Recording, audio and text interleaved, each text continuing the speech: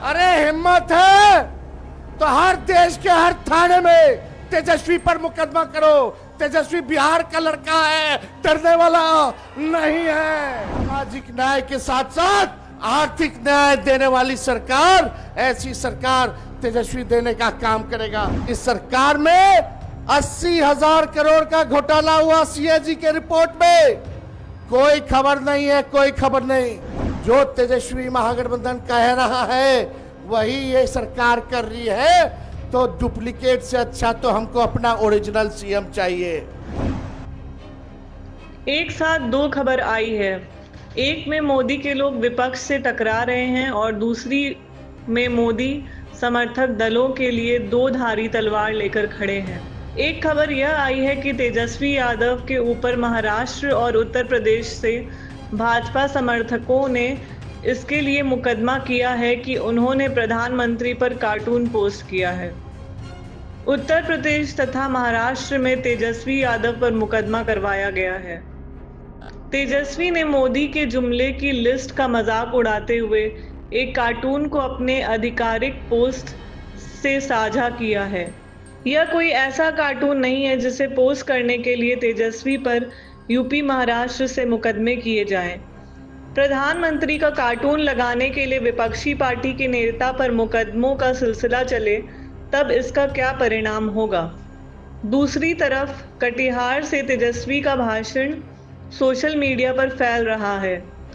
Vote चोर, vote चोर, vote चोर।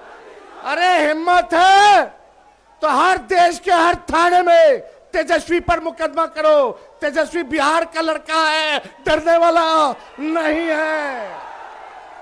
एक बिहारी सब पर भारी। ये लोग चाहते हैं बिहार के लोगों को चूना लगा दें। बिहार के लोग तो चूना जो है खैनिये में रगड़ देता है।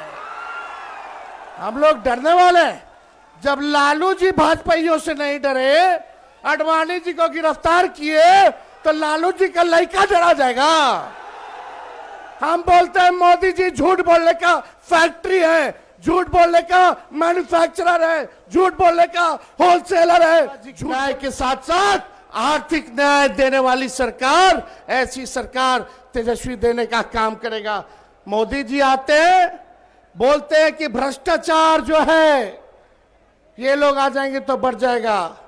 आपको हम एक बात बता दें, एक इंजीनियर साहब हैं ग्रामीण कार्य विभाग में, उनके घर से 11 करोड़ रुपया मिला, कुछ नहीं हुआ। आज कल एक और इंजीनियर साहब क्या रेट पड़ा, लगभग 10 से 15 करोड़ रुपए उनके घर में थे। उन्होंने सारे लगभग 10 करोड़ रुपए में आग लगा दी, आग लगा दिया गया। और ये सारा पैसा जो है ऊपर तक जाता है, ऊपर तक जाता।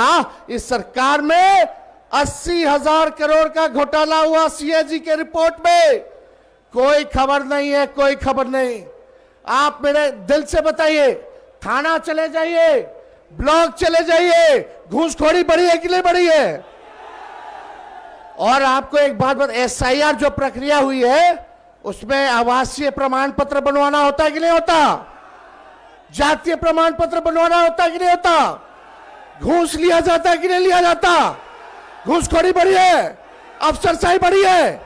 अब तक केवल एसआईआर के प्रक्रिया में ही 4,000 करोड़ रुपए, कितना 4,000 करोड़ रुपया केवल आवासीय प्रमाण पत्र और जातीय प्रमाण पत्र लेने के लिए इन अधिकारियों ने, भ्रष्ट सरकार ने लेने का काम किया। ये पैसा सब भाजपा के नेता चुनाव में लगाने का काम करेंगे, इसलिए भ्रष्टाचार लगातार जो है बढ़ रहा है। हम लोग क्योंकि सरकार आएगी तो भ्रष्टाचार मुक्त, अपराध मुक्त सरकार जो है हम लोग जो है देने का काम करेंगे। ये लोग नकलची सरकार है। तेजस्वी ने नौकरी दिया 5 लाख, तो ये सरकार कहती है हम भी देंगे। हमने बोला वृद्धा पेंशन बढ़ाएंगे, तो सरकार बोली हम भी बढ़ाएंगे। हमने बोला युवा आयोग का गठन करेंगे, तो यह सरकार कहती है हम भी करेंगे। हमने कहा डोमिसाइल लागू करेंगे, यह सरकार कहती है हम भी करेंगे। हमने कहा निःशुल्क अभ्यर्थियों का फॉर्म फीस माफ करेंगे, यह सरकार कहती है हम भी फॉर्म फीस कम कर देंगे। तेजस्वी ने कहा 200 यूनिट बिजली फ्री में देंगे, यह सरकार कहती है हम भी फ्री में देंगे।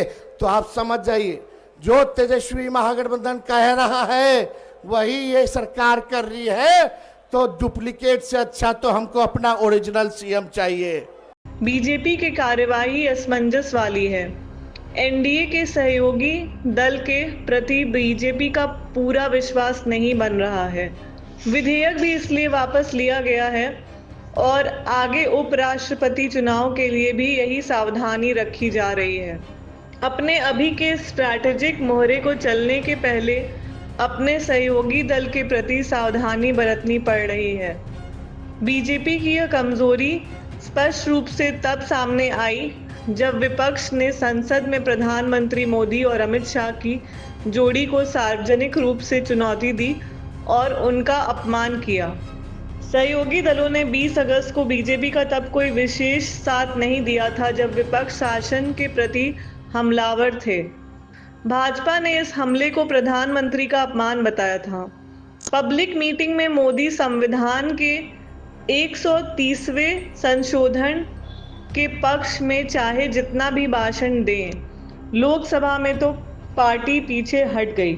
से ज्यादा जेल से शासन नहीं चला सकते, ऐसे संशोधन विधेयक को फ्लोर पर रखकर उसे संयुक्त संसदीय समिति को सौंप दिया गया। भाजपा का यह स्पष्ट आत्मसमर्पण हुआ है। प्रश्न उठता है, पार्टी ने विपक्ष के आगे घुटने क्यों टेक दिए और यह सत्तारूढ़ दल की स्थिरता के लिए क्या मायने रखता है? उत्तर उपराष्ट्रपति चुनाव में छुपे हुए हैं। सत्तारूढ़ दल अपने एजेंडे को आगे बढ़ाने की तुलना में अपनी अभी की गोटी चलने के बारे में अधिक चिंतित हो सकता है। उसे नीतीश और चंद्रबाबू नायडू का समर्थन अवश्य ही चाहिए होगा। भाजपा के साथ जो पार्टी मित्रता में है उस पर बार्गेनिंग चले और दबाव दिया जाए तो इसका क्या परिणाम होगा? उपराष्ट्रपति के चुनाव के लिए चाहे जितनी तरह की भी गोटी बिछाई जा रही है, परंतु हर हालत में नीतीश और चंद्रबाबू का समर्थन इन्हें चाहिए। उपराष्ट्रपति के लिए एनडीए गठबंधन के उम्मीदवार को लेकर चंद्रबाबू नायडू असमंजस की स्थिति में है, क्योंकि इंडिया गठबंधन का उपराष्ट्रपति उम्मीदवार आंध्र प्रदेश से ही है और वहां का प्रभावशाली व्यक्ति है वह।